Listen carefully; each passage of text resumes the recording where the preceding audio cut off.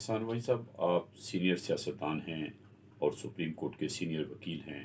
حالات کو بہت اچھی طرح سے سمجھتے ہیں۔ پی ڈی ایم اور عمران خان کے درمیان مذاکرات کوئی نتیجہ خیز ثابت ہوں گے؟ میاں صاحب، اگر میں ایک فقرے میں جواب دوں تو میں پھر یہی کہوں گا کہ یہ نتیجہ خیز تو درکنار، یہ میں اس بات پہ حیران ہوں کہ یہ مذاکرات ہوئے کیوں، اور ان مذاکرات کرانے کے پیچھے کون تھا۔ کیونکہ عمران خان جب سے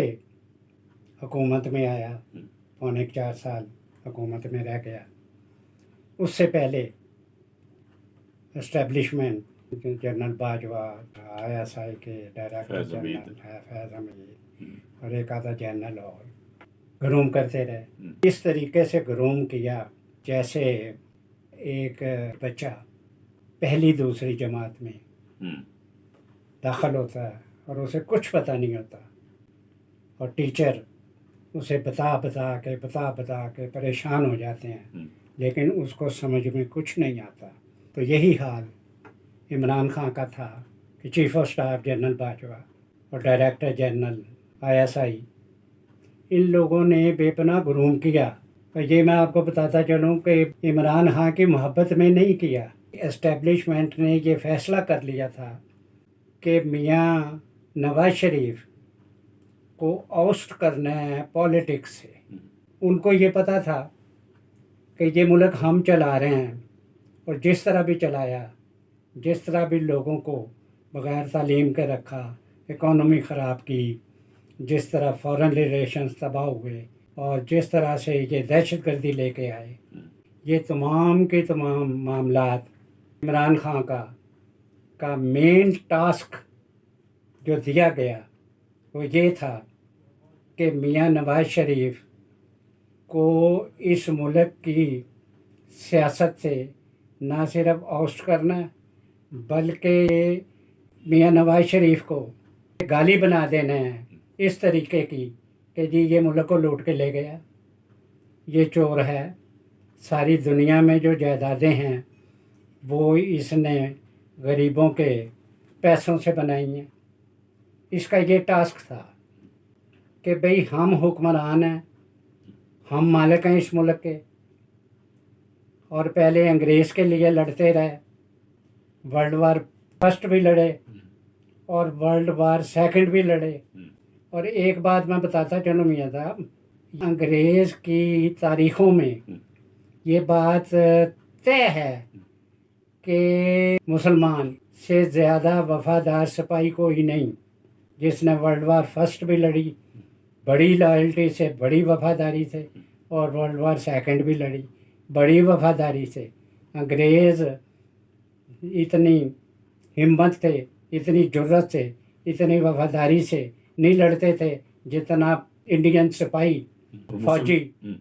وہ لڑتا تھا انگریز کے لیے، اور وہ زیادہ مسلمان ہی تھے، میجورٹی مسلمانوں کی تھی سپاہیوں کی۔ تو میاں صاحب پہلے انگریز کے غلام رہے، ان کے وفادار رہے، آگے انہوں نے اپنے لوگوں کو، کیونکہ زیادہ ان کا تعلق دیہاتوں سے تھا، انہوں نے اپنے دیہات کے لوگوں کو بھی غلام بنائے رکھا، یہ ایجنٹ لاتے رہے۔ لیکن یہ میں بات اس لیے کہہ رہا ہوں بار بار کہ انہوں نے ایک ایسے احمق آدمی کو ایجنٹ بنایا جس میں کوئی عقل نہیں تھی، وہ احساس برتری کا مریض تھا۔ میڈیکل سائنس میں احساس برتری، احساس کمتری کا نتیجہ ہوتی ہے۔ وہ سوائے اپنے کسی کو بہتر نہیں سمجھتا تھا۔ وہ کہتا تھا میں چائنا سے بڑا ہوں، وہاں کے لیڈرشپ سے، ملائیشیا سے بھی بڑا ہوں، ایران کی لیڈرشپ سے بھی بڑا ہوں، سعودی عربیہ بھی میرے مقابلے میں کچھ نہیں۔ تو اس طریقے سے جب یہ اسے حکومت میں لے کے آئے تو اس شخص نے، جو کہ اس کے دماغ میں یہ بات بیٹھی ہوئی تھی کہ میں اہم ترین آدمی ہوں، اس نے ان تمام ہمسایوں کو، جن سے یہ پیسے بھی لیتے تھے، فوجی بھی لیتے تھے اور یہ بھی لیتا تھا، اس نے ان سب کو اپنے رویے سے ناراض کر دیا، اور حالت یہاں تک آ گئی میاں صاحب کبھی بھی ہم امیر نہیں رہے، فوجی حکمرانوں کے نتیجے میں ہم غریب ہی رہے، مقروض رہے۔ وہیں سب سوال کی طرف ہیں۔ میں سوال کی طرف آ رہا ہوں، مقروض رہے ہم، ہیں جی، خوشحال نہیں رہے۔ لیکن اب حالت یہ آ گئی تھی اس کو حکومت میں لانے کے لیے میاں صاحب کہ ملک ڈیفالٹ کرنے لگا، اس نے ملک ہی نہیں رہنا تھا، ہیں جی۔ تو یہ اسٹیبلشمنٹ گھبرا کے انہوں نے اسے نکالا میاں صاحب، کوئی احسان نہیں دوسروں پہ کیا، اسے نکالا حکومت سے تاکہ ملک کو بچا لیں ہم۔ اسے نکال کے یہ 12-13 پارٹیوں کے سربراہ جس کی سب سے زیادہ سیٹیں تھیں میاں شہباز شریف، اس کو پرائم منسٹر لائے، اور وہ یہ میں اسے کریڈٹ دوں گا کہ اس نے سختی بھی صحیح، سیاست بھی اپنی کمائی، اور IMF کی منتیں بھی ڈالیں، اور یہاں تک آ کہ میں نے لکیریں نکال دیں اور ملک کو اس نے بڑی مشکل سے ڈیفالٹ ہونے سے بچایا میاں صاحب، یہ کریڈٹ چاہتا ہے۔ اب ایک شخص مینٹل ہو کے گالیاں دیے جائے، فوج کو غدار بنائے، ہمسایوں کو ناراض کرتا جائے، ہم آئسولیٹ ہو جائیں۔ اسٹیبلشمنٹ نے پھر کہا کہ بھائی اس سے نجات کا طریقہ ایک ہی ہے کہ آپ اس سے بات چیت کریں۔ اب میں آ گیا ہوں آپ کے سوال پہ، اس سے بات چیت کریں۔ اب اس سے بات چیت کا آپ یہ کہہ رہے ہیں کہ اسٹیبلشمنٹ نے یہ بات چیت میں یہ یقینی میرا خیال ہے کہ یہ جو گفتگو ہو رہی ہے یہ اسٹیبلشمنٹ کے کہنے پہ ہو رہی ہے، ایمان پہ ہو رہی ہے۔ وہ میں نہیں کہتا کہ یہ منفی، ان کی پازیٹیو سوچ ہو سکتی ہے کہ یہ آپس میں پولیٹیکل پارٹیز یہ بیٹھیں، اکانومی خراب ہوئی بھی ہے، تعلقات خراب ہوئے ہوئے ہیں، اخراجات بڑھ گئے ہیں، غربت بے پناہ ہے، لوگ بھوکے مر رہے ہیں، یہ بیٹھیں اور مسائل کو طے کریں تاکہ اس ملک میں الیکشن ہو جائیں۔ اور کیونکہ الیکشن کے لیے اگر اس طرح سے الیکشن ہوئے جیسے یہ کلیم کر رہے ہیں خاص طور پہ عمران خان، تو خون ریزی ہوگی، ہے جی۔ اس خون ریزی میں انہوں نے یہ سوچا، میں نے اس لیے کہا کہ یہ اسٹیبلشمنٹ نے انہیں بٹھایا ہے کہ انہوں نے یہ سوچا نہیں، حقیقت بھی ہے کہ وہ ان الیکشنز میں جو پنجاب میں ہوتے ان کی خون ریزی کی، لوگوں آپس میں لوگ لڑتے، ان کو بچاتے آپس میں، ان کو سنبھالتے، یا دہشت گردی کے خلاف وہ لڑتے فوجی۔ اس لیے میں سمجھتا ہوں انہیں کہا بیٹھ جاؤ، اس کو بھی بٹھاؤ اور طے کرو۔ اب اس نے ساری زندگی یہ کہا ان کے کہنے پہ میاں صاحب، اسٹیبلشمنٹ کے، کہ یہ چور ہے، میں ان سے ہاتھ نہیں ملا سکتا، میں یہاں تک بات کرنی تو درکنار، میں مرنا زیادہ مناسب قبول کروں گا ان سے ہاتھ ملانے کو۔ اب ایک شخص موت پسند کرتا ہے ان سے ملنے کی بجائے، اس کو پھر انہوں نے بٹھایا کہ بھی بیٹھو بات کرو، اور پھر بات کرنے سے پہلے ہوبز ایسا شخص سچ بھی بولتا رہتا ہے جو اس کے منہ میں آتا ہے، اس نے کہا کہ جی یہ پنجاب میں جب یہ زیادہ شور پڑا کہ بھی پنجاب بہت آبادی کا صوبہ ہے، اور اس میں اگر پہلے الیکشن ہو گئے تو باقی 3 صوبے اپنے کو غلام سمجھ رہے ہیں، تخت لاہور کی باتیں شروع ہو گئیں۔ تو اس لیے انہوں نے کہا کہ یہ ان کا پہلے الیکشن کا ہم طے کروا دیں۔ تو جو شخص ان سے بات کرنے کو تیار نہیں تھا اس نے بھی کمیٹی بنائی کہ لو جی بات کرو، اور انہوں نے بھی اپنی کمیٹی بنائی، اور اس کمیٹی میں کوئی میاں تھا، دیکھیں آپ بھی ایک پڑھے لکھے کتابیں لکھنے والے انسان ہیں، مجھے بتائیں کوئی ایشوز نہیں طے ہوئے؟ آپ جب کبھی کہیں کسی سے بات چیت کرتے ہیں تو پہلے ایشوز طے ہوتے ہیں، یہ بیٹھ گئے ہیں بات چیت کے لیے لیکن ایشوز کوئی نہیں ہے۔ اب ایشوز کے اب بیٹھنے کا مطلب یہ ہوا ہے جی، پہلے دن بیٹھے تھے 2 گھنٹے، انہوں نے کہا 3 شرائط رکھ دی ہے جی۔ اور مزے کی بات ہے کہ انہوں نے، عمران خان نے یہ بھی کہا کہ یہ پنجاب کے لیے جو مجھے کہہ رہے ہیں کہ پنجاب الیکشن، یہ پنجاب کی جو اسمبلی ڈیزالو کی میں نے، اور صوبہ خیبر پختونخوا کی، یہ باجوے کے کہنے پہ کی، کہ باجوے نے کہا کہ بھئی یہ ڈیزالو کر دو اسمبلی. عمران خان ہے کیونکہ وہ سیریس نہیں ہے، اس کا خیال ہے کہ میں الیکشن جیت جاؤں گا، ہر حالت میں جیت جاؤں گا، میں دوبارہ حکمران ہو جاؤں گا. اس لیے اس کی کمیٹی نے شرائط رکھ دی، 3 شرائط رکھی. ایک شرط یہ مئی کے مہینہ جو آپ نے دیا ہے کہ 14 کو آپ 90 ڈیز کے اندر اندر الیکشن کرا دیں، تو آپ پھر مئی کے مہینے میں آپ مرکز کی اسمبلی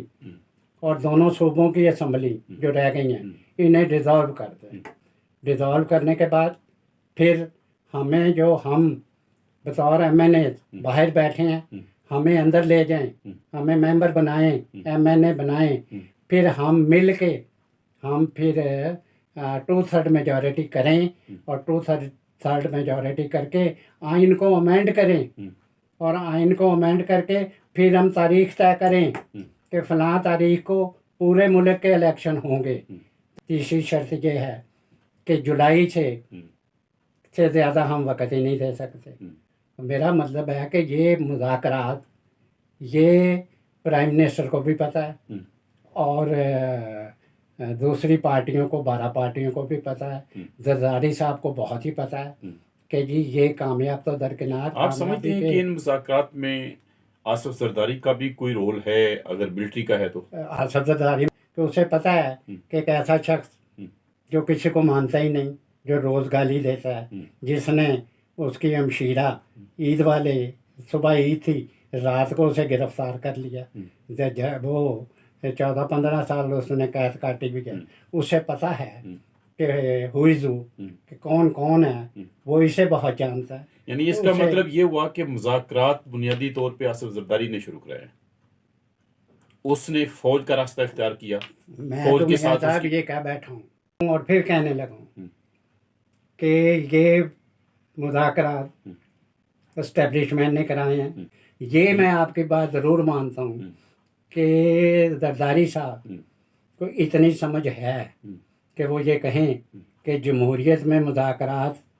بہت ضروری ہوتے ہیں، ہم مذاکرات کریں. یہ بھی میں آپ کی بات مان جاتا ہوں کہ آصف علی زرداری نے سب سے پہلے اور ان کے امام پہ بلاول بھٹو زرداری نے یہ بات کی اسمبلی میں بھی باہر بھی کہ بھئی ہمیں مذاکرات کرنے چاہیے، ہم مذاکرات کریں کیونکہ مذاکرات کے بغیر جمہوریت مکمل نہیں ہوتی. اچھا وہیں صاحب، یہ حصہ ہے جمہوریت کا، حصہ ہے مذاکرات. یہ انہوں نے کہا. جن حالات سے نون لیگ گزری ہے، پیپلز پارٹی کی سندھ میں حکومت رہی، پیپلز پارٹی اسٹیبلشمنٹ عمران کا ساتھ دیتی رہی ہر مشکل وقت میں، اس کے لیے تو مذاکرات آسان ہیں، اس کے لیے حکومت میں بھی کوئی نقصان نہیں ہوا، اس کے لیے اس کو سندھ کی حکومت ملی ہے. نقصان نون لیگ کا ہوا ہے. نون لیگ کو نقصان تو نون لیگ کا اس وقت شروع ہو گیا تھا کیونکہ ہمارے ملک میں انڈیویجول لیڈر ہیں، تمام سیاسی پارٹیوں کے لیڈر ایک ہیں. میاں نواز شریف لیڈر ہے، اس کے نااہل ہونے سے، اسے قید کرنے سے، اس کے ساتھ ظلم کرنے سے وہ تو نون لیگ کے ساتھ ظلم شروع ہو گیا تھا. نون لیگ پھر بھی میں کہتا ہوں کہ بہت ہمت والی پارٹی ہے جو موجود رہی. تو اس لیے بات سیدھی ہے، یہ بات درست ہے آپ کی کہ جی ان کی ایک حکومت ہے سندھ میں جو کہ موجود ہے، ماضی میں بھی تھی اور آئندہ بھی رہے گی. آئندہ کتنے سال رہتی ہے یہ میں اس کا میں تجزیہ ابھی کرنے کو تیار نہیں ہوں، لیکن یہ بات وہ درست کہتا ہے آصف علی زرداری، بلاول بھٹو کہ جمہوریت میں مذاکرات مسٹ ہیں. اگر پولیٹیکل پارٹی یہ حکومت ہے اور یہ اپوزیشن ہے اور ان کے کچھ ایشوز ہیں، آپس میں دشمنی نہیں ہے. یہ تو اب دشمنی ہو گئی نا، عمران خان اور باقی پارٹیوں کی دشمنی ہے. یہ دشمنی عمران خان کی اور نون لیگ کی، صرف یہ دشمنی. میں کہہ رہا ہوں کہ وہ کہتے ہیں کہ جمہوریت میں ضروری ہے کہ ہم مذاکرات کریں، تو وہ ٹھیک کہتے ہیں کہ جمہوریت میں مذاکرات ہونے چاہیے. لیکن بات سیدھی ہے میاں صاحب، وہ تو حکمران ہیں، ان کو پتہ ہے جمہوریت کیا ہے. جمہوریت کے نام پر یا سندھ کے نام پر یا زبان کے نام پر یا نسل کی زبان پر وہ ووٹ لے لیتے ہیں، اور ووٹ لے کے ان کے کئی سالوں سے حکومت قائم ہے، قربانیاں بھی دی انہوں نے، بھٹو پھانسی لگا کہ بھئی لوگوں کو تو یہی پتہ ہے کہ وہ سندھی تھا اور وہ پھانسی لگ گیا، اور بے نظیر سندھی تھی اس کو قتل کر دیا۔ کہاں قتل کیا؟ وہ بھی پنڈی میں پھانسی لگا اور پنجاب میں، اور وہ بے نظیر بھی شہید ہوئی اسی گراؤنڈ میں یہ اور پنجاب میں۔ اس لیے اگر سندھی ہونے کے ناطے لوگ انہیں ووٹ دیتے ہیں اور گزشتہ کئی سالوں سے دے رہے ہیں تو وہ تو حکومت کریں گے۔ آپ جو کہہ رہے ہیں درست کہہ رہے ہیں کہ نون لیگ نے جو مذاکرات شروع کیے ہیں کہ مذاکرات نون لیگ کو سوٹ نہیں کرتے تھے، اس لیے سوٹ نہیں کرتے تھے کہ نون لیگ کا مذاکرات میں اس شخص کے ساتھ بیٹھنا جس نے انہیں تھرو آؤٹ گالی دی ہو، جنہوں نے انہیں چور بنایا ہو، جس نے ان کی ساری سیاست خراب کی ہو، جس نے اسٹیبلشمنٹ کے امام پر ان کا حشر نشر کر دیا ہو، ان کو سیاسی نہیں رہنے دیا ہو، وہ اس کے ساتھ بیٹھ کے بات چیت کریں، گفتگو کریں، اور وہ اپنے شرائط بھی پیش کرے ہیں جی، اور خود مذاکرات میں بیٹھے بھی نہ، اور پھر وہ جو مذاکرات میں وہ ایک نقطے پہ کہتا ہے میں مذاکرات کروں گا، مجھ سے بات کرو الیکشنز کی، جہاں غربت ہو، لوگ بھوکے مر رہے ہوں، جہاں اکانومی تباہ ہوئی ہو، جہاں پر ملک ڈیفالٹ کی طرف جا رہا ہو، یہ ساری باتیں بیچ میں آتی ہیں کہ وہ کہتے ہیں میں نہیں کرتا۔ میاں صاحب ان کو کچھ سوچنا چاہیے۔ ایک شخص کہتا ہے میں نہیں مانتا، میں سمجھتا ہوں کہ حکومت کر کے یہ حکومت کر کے تم نے جمہوریت بھی تباہ کی، تم نے اکانومی بھی تباہ کی،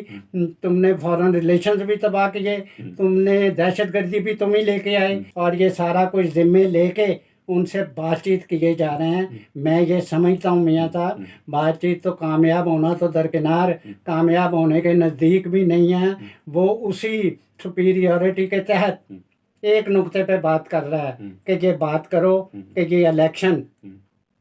اگر مئی میں نہیں ہونے تو یہ جون جولائی میں آپ ڈیزالو کریں سارا کچھ، تو جون جولائی میں کر دو۔ تو وہ تو ایک نقطے پہ کام کر رہا ہے، اس لیے مذاکرات شروع ہونے سے پہلے ہی فیل ہو چکے ہوئے ہیں۔